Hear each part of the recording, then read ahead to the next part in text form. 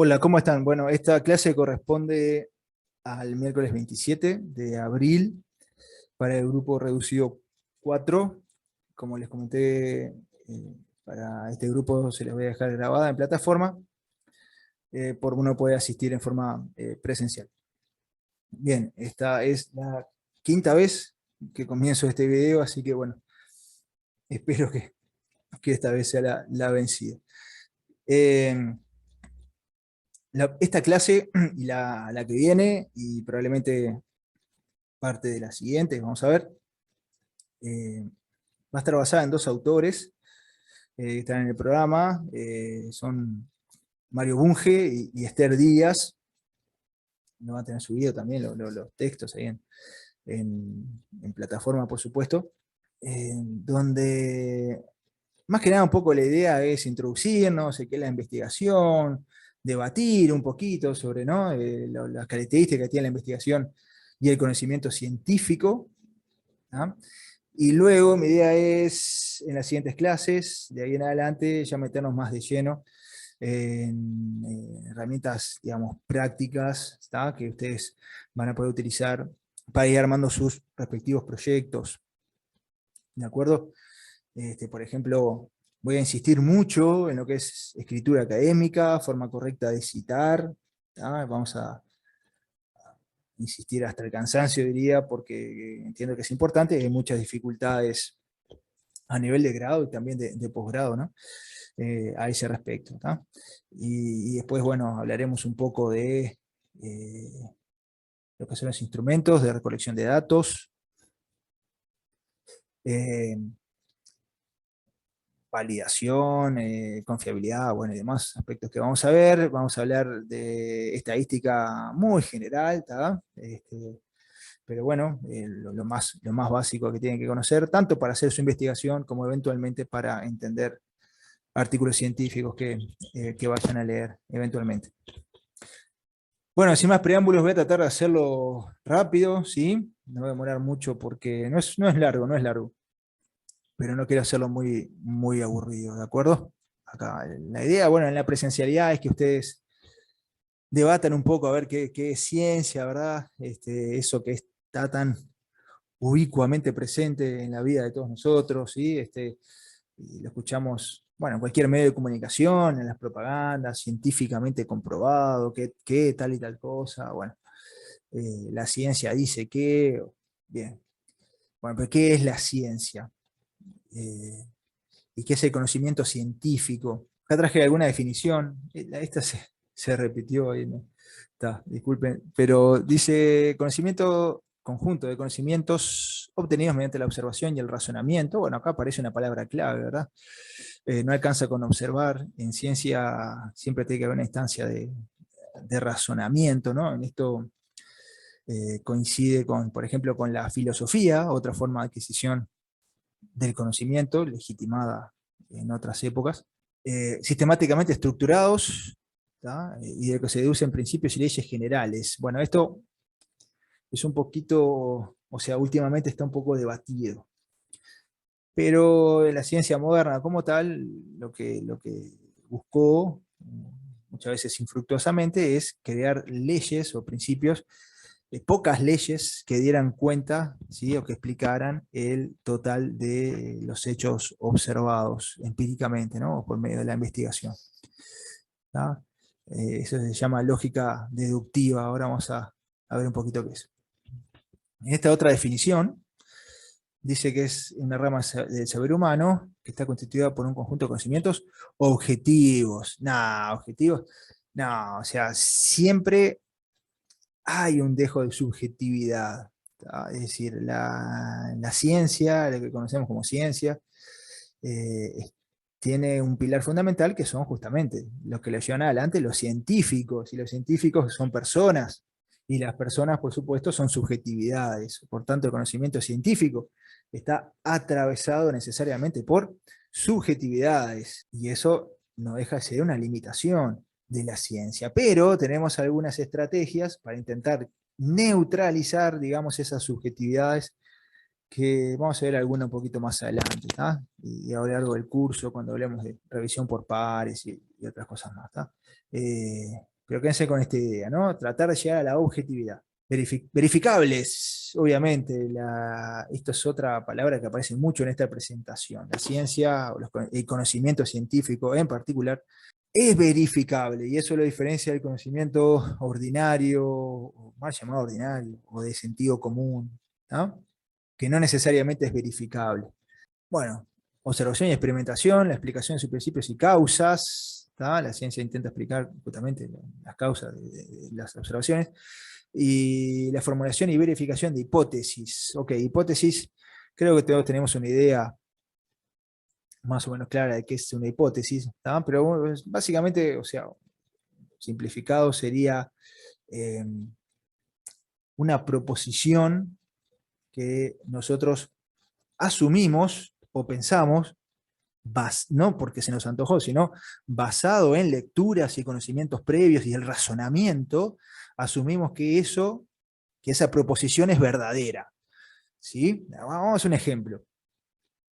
A ver, bueno, mis ejemplos son para el lado del entrenamiento y demás, porque es un poco en lo que trabajo, pero eh, no sé, un trabajo que hice hace un tiempo, bueno, mi tesis de grado, yo trabajé con un grupo de obesos, con un programa de entrenamiento HIIT, ¿no? Intervalado de alta intensidad, o intermitente, bueno, depende cómo quieran considerarlo. ¿Tá?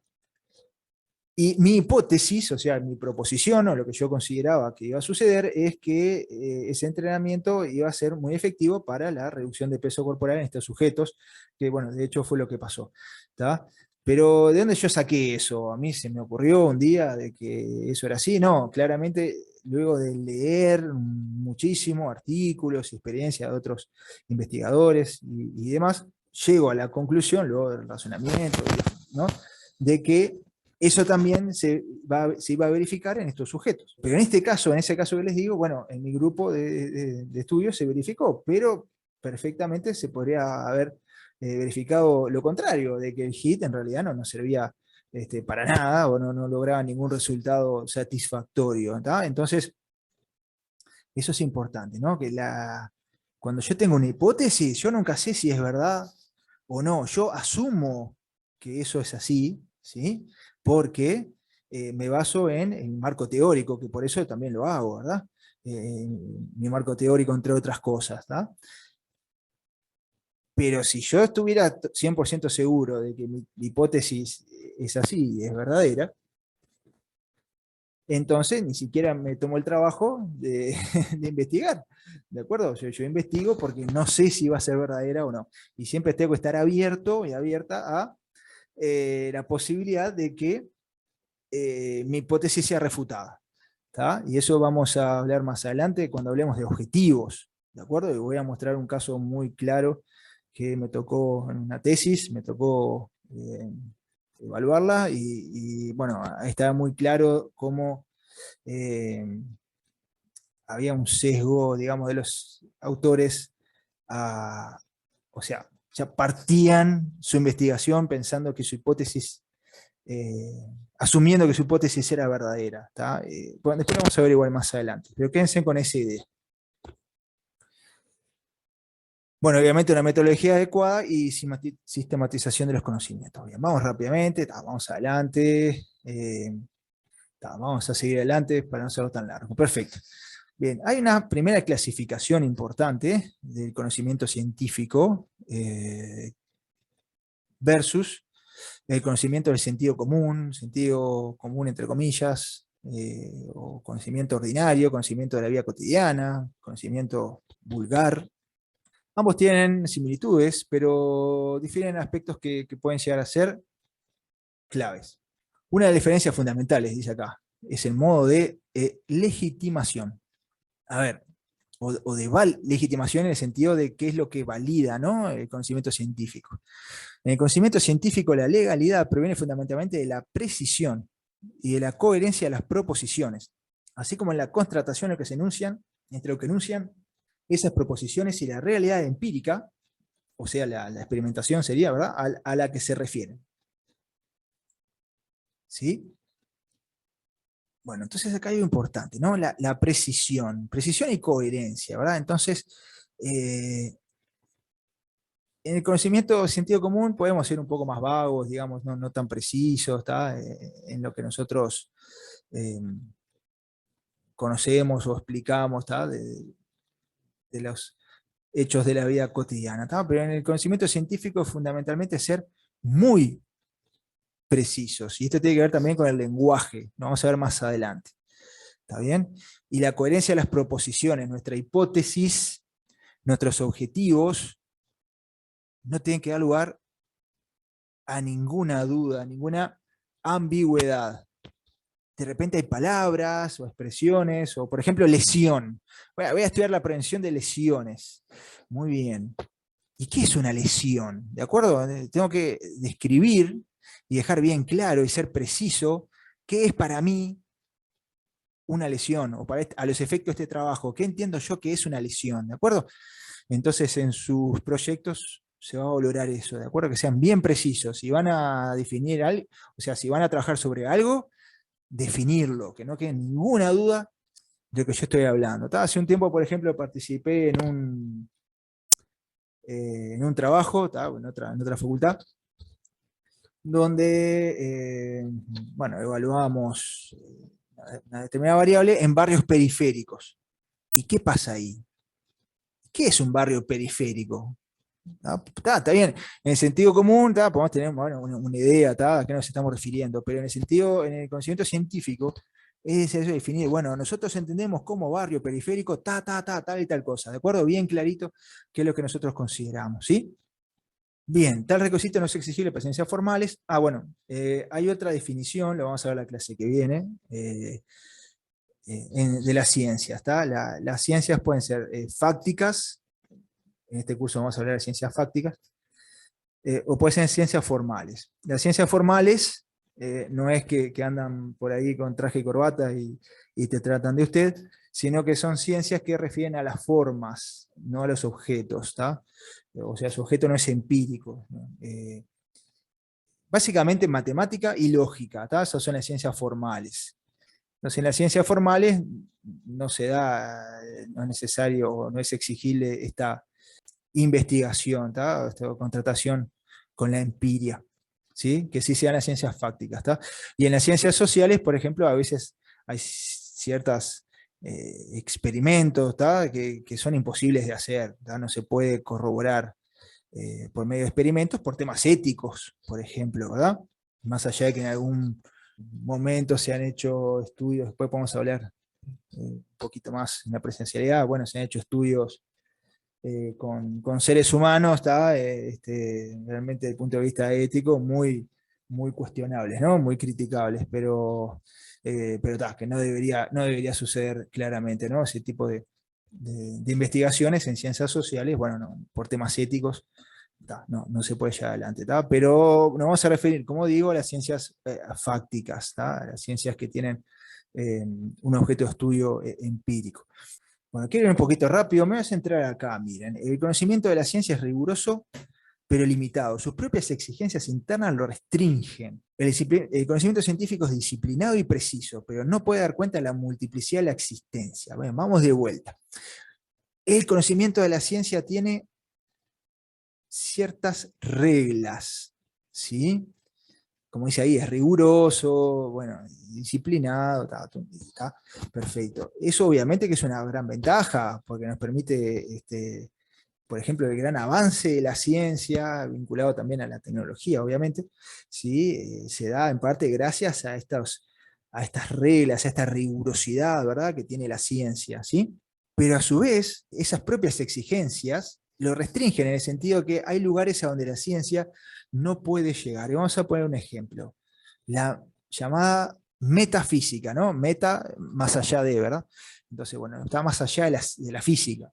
La ciencia, a veces esto lleva a confusión. La ciencia niega la metafísica, la niega, o dice que eso es algo falso, que no tiene valor, que no está comprobado científicamente, entonces el que cree en eso está totalmente equivocado.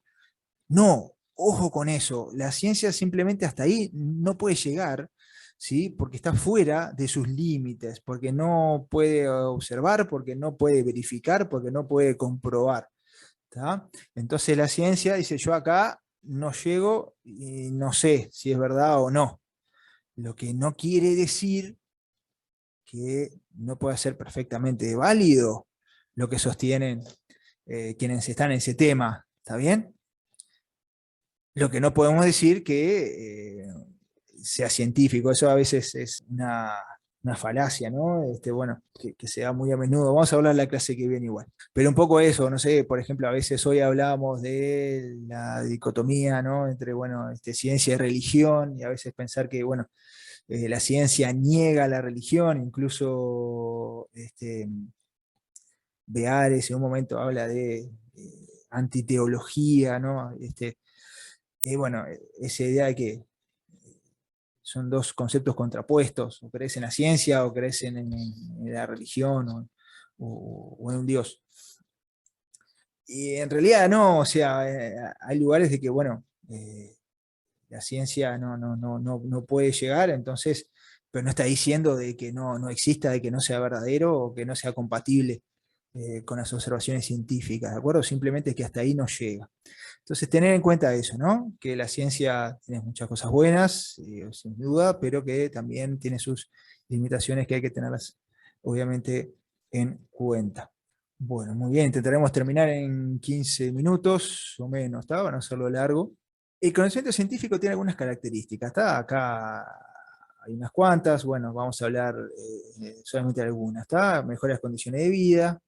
Esto lo mencionábamos en el teórico, y creo que en la clase que viene también vamos a hablar algo de esto. Es comunicable, es algo importante, ¿no? Como decíamos, ¿no? Si yo descubro algo o hago una investigación o lo que sea, y me lo guardo para mí y queda en un cajón y eso no se expande, digamos, o no alcanza al resto de las personas interesadas, no sirve para nada. Incluso podemos decir que eso no es conocimiento científico, ¿tá? Porque el conocimiento científico se puede y se debe comunicar.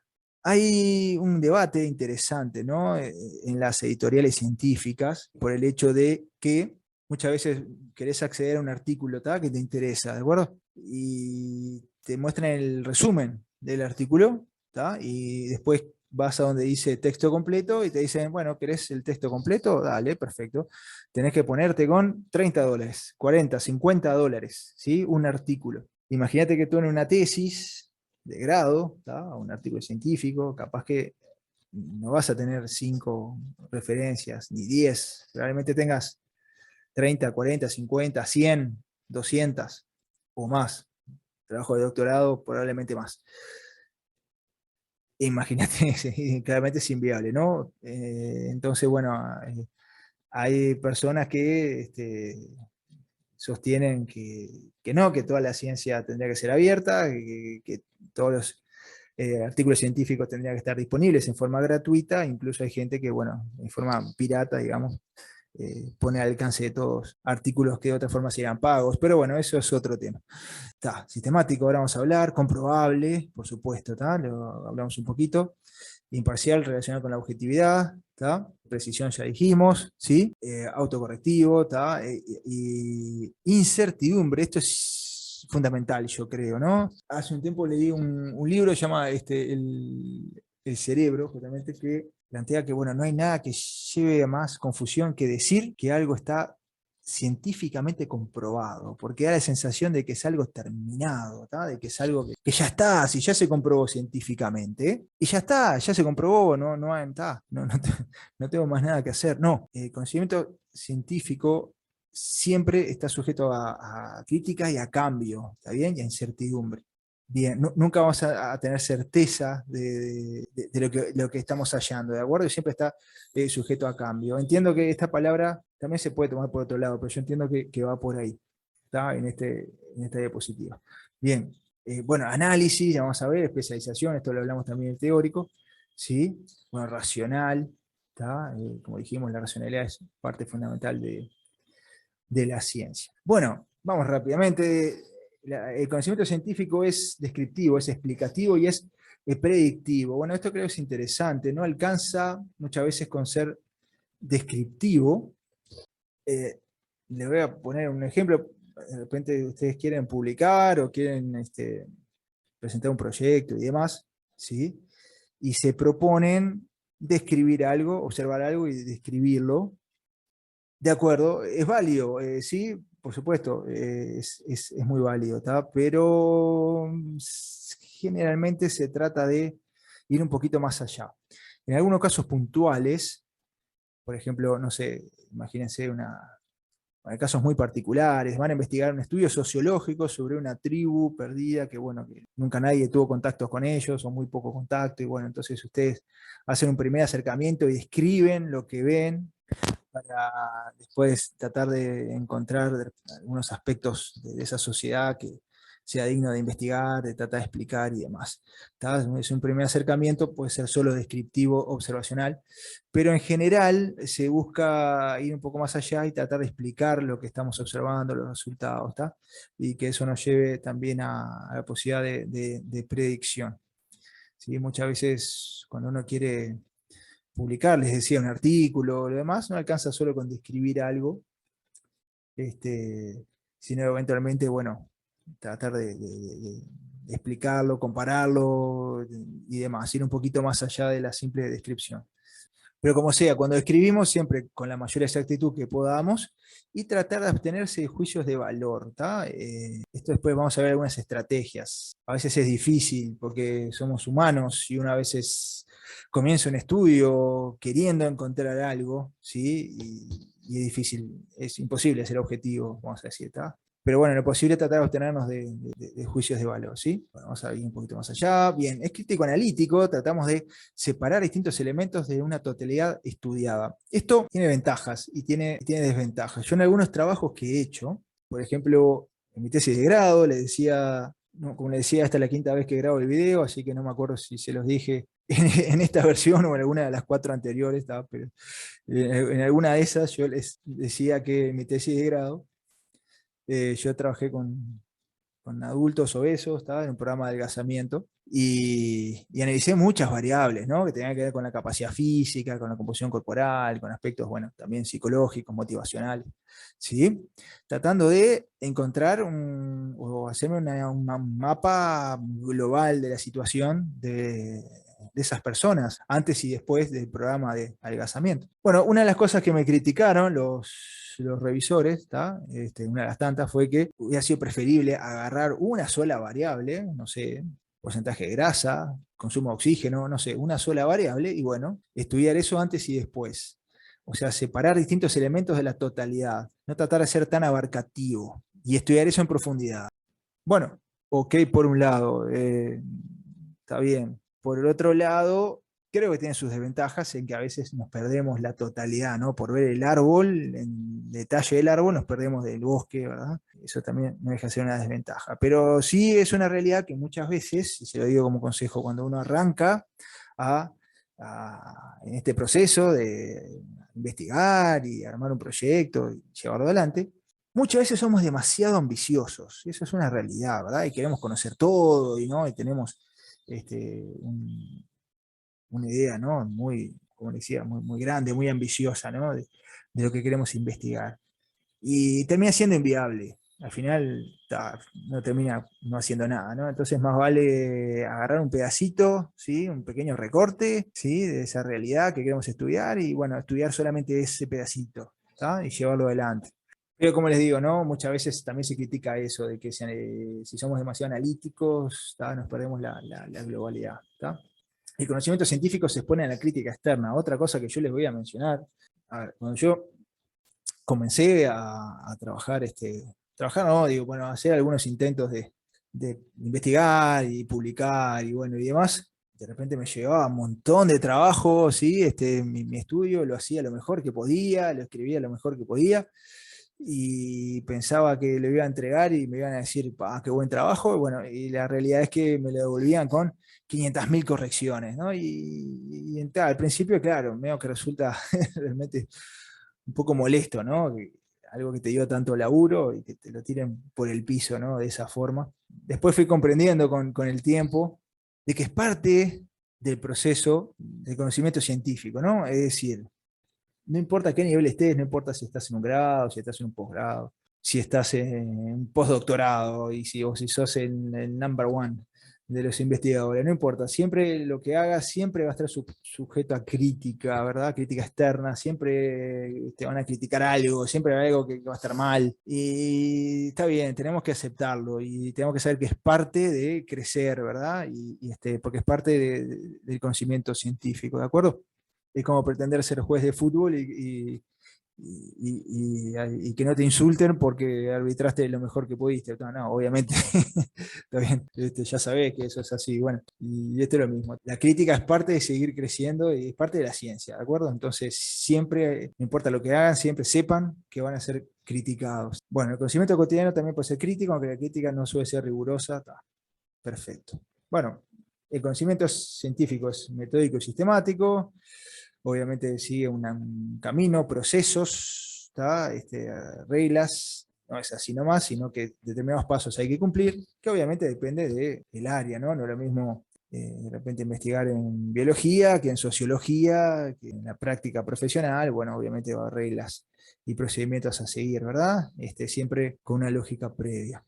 Ya estamos en los últimos minutos, ¿de acuerdo? Controlable. Esto forma parte de lo que decíamos, ¿no? Es necesario verificar las afirmaciones o refutarlas, ¿no? En el proceso de control científico, las proposiciones son controlables por elementos de juicio fáctico. Es decir, si algo entre comillas, si algo se comprueba científicamente, bueno, eso tiene que ser capaz de ser controlado, o sea, de ser, como dice acá, afirmado o refutado por otros investigadores, o grupos de investigadores que realicen lo mismo exactamente en las mismas condiciones o prácticamente en las mismas condiciones.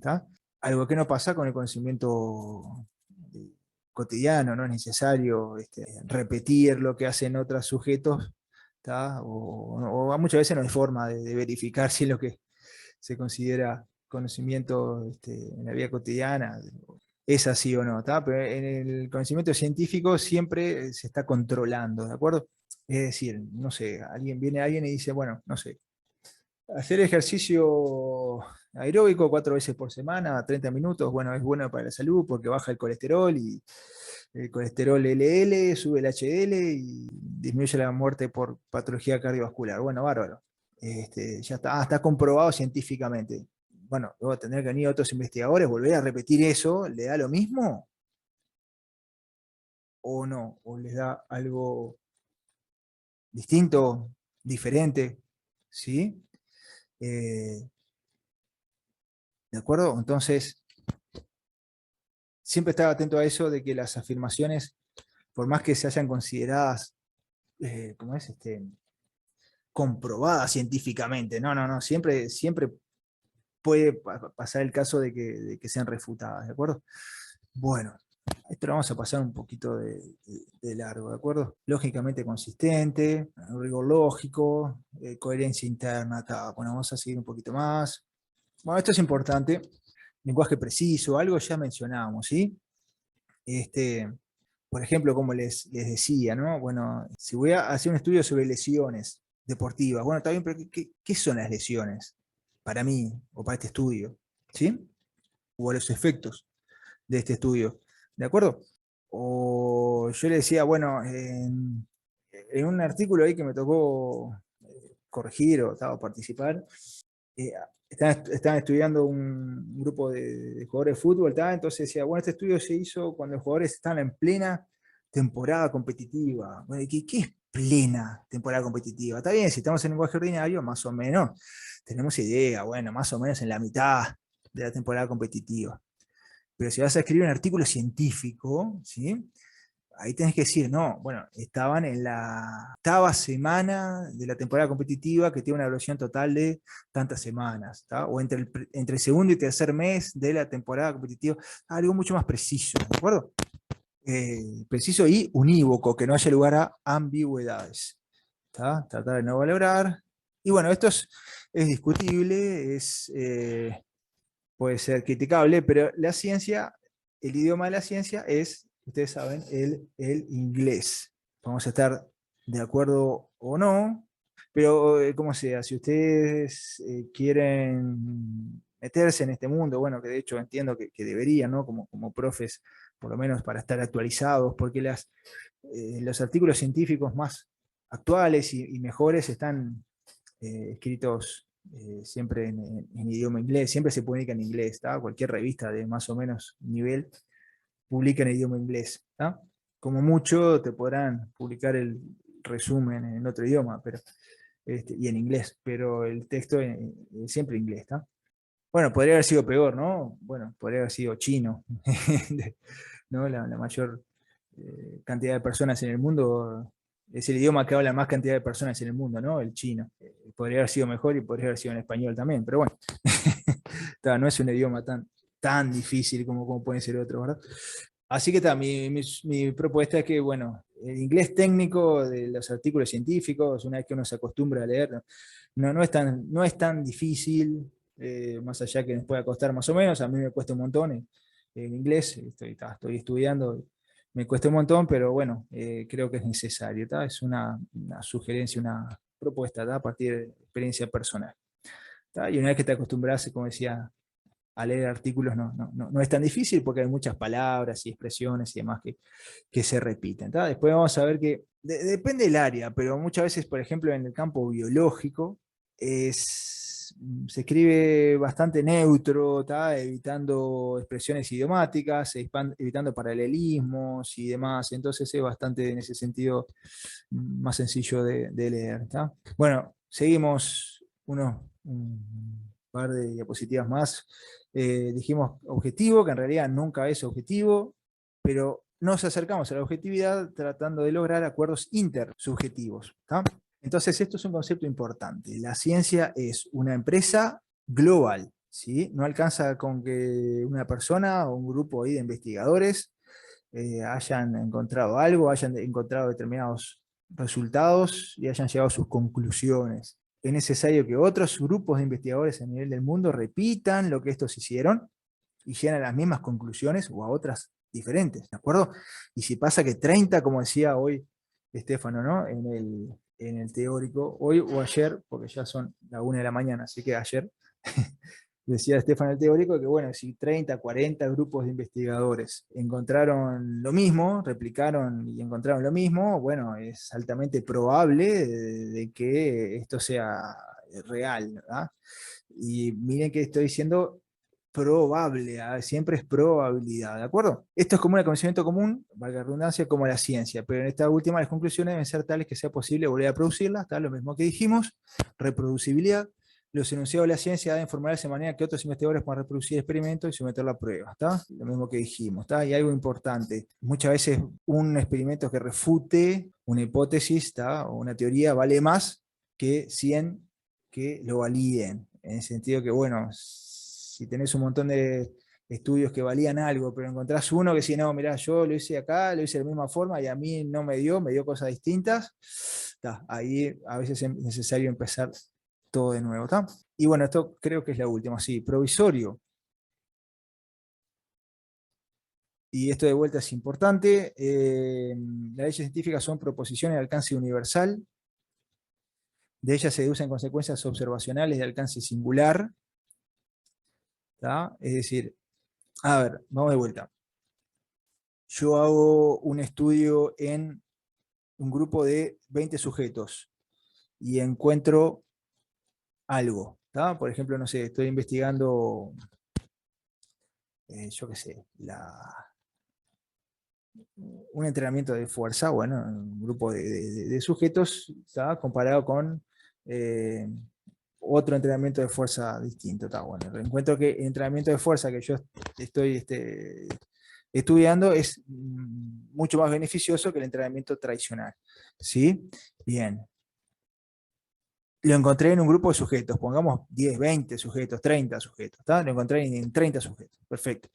Bueno, de ahí hago lo que se llama un salto inductivo, una inducción. ¿Qué es una inducción? Voy de lo más chico a lo más grande y digo, si esto se cumplió en estos 30 sujetos, vamos a imaginarse hombres, jóvenes, ¿tá? Sanos, probablemente se cumpla también en el resto de los sujetos, hombres, jóvenes y sanos. ¿Tá? Eso es inducción. De algo que obtuve en un grupo, en una muestra, ¿tá? Después vamos a ver qué es muestra, qué es población, pero en algo que obtuve de esa muestra, hago un salto y digo, bueno, asumo que se cumple en todas las personas con estas características, o sea, en toda la población, ¿sí? Con estas características. ¿Tá? Inducción. Ahora, una vez que yo encontré esto y otros investigadores encontraron algo similar, se crea una, vamos a decir, una suerte de ley que nos dice, este método de entrenamiento de fuerza es mejor que el tradicional, y se cumple entonces para todos los singulares, para todas las personas con estas características. ¿Sí? Por eso, consecuencias observacionales deducidas de alcance singular para todas las personas. Eso es una deducción, ¿tá? O sea, de lo más grande, de esa ley, digo que se cumple para todas las personas. ¿Sí? Ahí estoy, de lo más grande a lo más chico, es una deducción. ¿Tá? Obviamente que están relacionados. De la inducción paso a la deducción. Primero induzco, ¿verdad? Y luego creo una ley, una teoría, y luego la teoría paso a deducir, ¿tá? Que se cumple en los sujetos singulares. ¿Tá? Pero, como dice acá, el hecho de que un enunciado observacional se revele como verdadero, o se asuma como verdadero, no autoriza a afirmar que la ley de la cual se derivó también lo sea. Un enunciado observacional se remite a un caso particular y en consecuencia es testeable con la experiencia, pero la ley, en tanto universal, nunca puede ser chequeada con la experiencia. Queda abierta la posibilidad de que alguna nueva constatación empírica la refute. Y un poco la idea es esto, ¿no? De que yo puedo hacer este estudio hipotético que dije sobre entrenamiento de la fuerza, ¿sí? Y lo puedo hacer en 10 personas, lo puedo hacer en 20, en 100, en 1.000.000, y capaz que en todas me da que ese entrenamiento de fuerza es superior al tradicional, ¿verdad? En todas se verifica, en el 1.000.000 de personas se verifica, ¿sí? Y a partir de ahí induzco una ley que es universal, que digo que en la totalidad de las personas, en el 100% de los sujetos se verifica, ¿de acuerdo? Pero es inviable estudiar esto en el 100% de los sujetos, es imposible, ¿de acuerdo? Por lo tanto, yo nunca puedo estar 100% seguro de que mi ley se va a cumplir absolutamente en todos, porque se cumplió en 1.000.000 de personas, no me asegura en un 100%, aunque sí con gran probabilidad, pero no en un 100%, de que se va a cumplir en absolutamente todos, ¿sí? ¿De acuerdo? Entonces el concepto es siempre dejar una ventanita abierta, ¿de acuerdo? Siempre, por más que se haya corroborado no importa cuántas personas, ¿sí? No quiere decir que ya está aprobado y es así, y no hay cambio, no. Siempre es provisorio, siempre está sujeto a cambio, y ese cambio puede darse mañana, puede darse dentro de 10 años, puede darse dentro de 100 años, ¿tá? O puede darse dentro de 1.000 años, ¿de acuerdo? Pero siempre estar atento a eso, incluso cuestiones de la física, ¿no? Que hemos asumido como absolutas, como tal, no sé, por ejemplo, que no se puede ir más rápido que la velocidad de la luz. Bueno, hace unos años leí que en ciertas condiciones muy particulares, en la atmósfera creo que de helio, no recuerdo exactamente, pero habían logrado una partícula que fuera a velocidad mayor que la velocidad de la luz, ¿tá? Algo que es algo muy particular, ¿verdad? Condiciones muy particulares, pero sin embargo está violando, digamos, una ley que consideramos inviolable, ¿no? de la física, ¿no? Y sin embargo se demostró que no. Vieron que un hecho, ¿sí? Deja tambaleando, medio groggy, vamos a decir, a una ley que durante siglos se consideró eh, inviolable, ¿verdad? Pueden ser, puse ese ejemplo, pueden ser otros más también, ¿de acuerdo? Entonces siempre estar, eh, bueno, no sé si siglos, pero bueno, décadas. No sé, entonces siempre estar atentos a esto, ¿tá? De que siempre estamos propensos al cambio, ¿verdad? a eso que creemos firmemente, que es así, y que no va a cambiar, y que ya se demostró, no, mañana, bueno, puede cambiar, ¿tá? Es un poco eso, ¿tá? Provisorio. No que algo ya está demostrado y es 100%. El 100% entonces nunca existe. Siempre sujetos al cambio. Bueno, y nada más, se me hizo un poco más largo de lo que hubiera esperado, pero bien, espero que más o menos haya quedado claro. Y bien, nos vemos el miércoles de la semana que viene entonces. Bueno, muchas gracias.